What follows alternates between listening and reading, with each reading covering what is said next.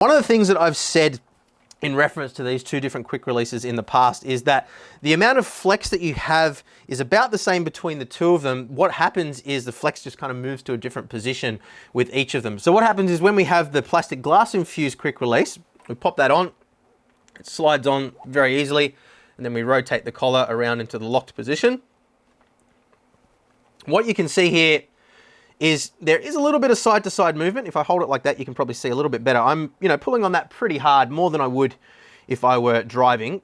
And you'll get to see this, of course, when we're driving in just a moment too. But you can see the actual quick release and how it interfaces with the stem is nice and solid. There's no movement there whatsoever. The flex is actually coming from the plastic interface between the quick release and the back of the wheel here. And that does feel quite solid. And while, there is a little bit of flex there, that's undeniable.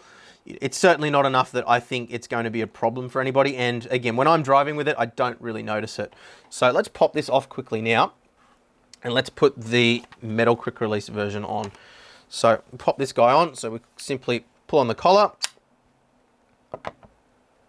slide the wheel on, push it in, and it clicks into position. Now, what you'll see with this wheel is there's still a little bit of flex there. But where that's actually coming from is the interface between the quick release and the stem. So there's no flex between the back face of the wheel and the metal quick release. But the net result is that the amount of movement is about the same between the two. And that's what we believe the QR2 system is going to resolve. So unfortunately, there is still a little bit of movement there, and that is going to ultimately boil down to the tolerances of the design of the stem and the metal quick release. So I've got probably about 15 different Fanatec wheels now, and there's slightly different amounts of flex between all of them. So I think it's kind of hard to sort of say, look at this flex and this is what you can expect from every single wheel, because it's simply not going to be the case. There's probably a little bit more movement in this, in fact, than I've had on some of the other wheels that I've tested, but it is there.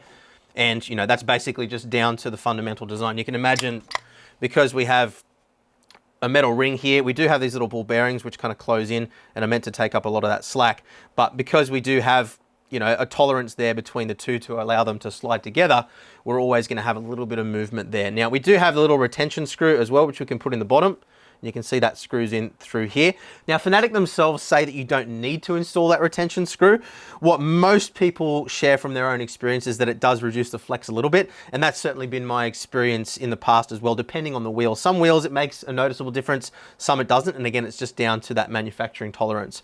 But what I would recommend is, if you are using a single wheel, keeping it on there all the time, then put the screw in. It's not going to hurt. If you're wanting to change wheels all the time, then don't worry too much about it. Again, I don't really notice that flex when I'm driving, but it is what it is, and we do need to point it out for you guys. So about on par, I'd say, with the DD1, DD2. But one of the points that I want to make clear here is that you don't need to rush out and buy a metal quick release for any wheel that comes factory with the plastic one. In the case of the CSL DD, we don't need to worry about unlocking high torque mode either with the DD1 and the DD2.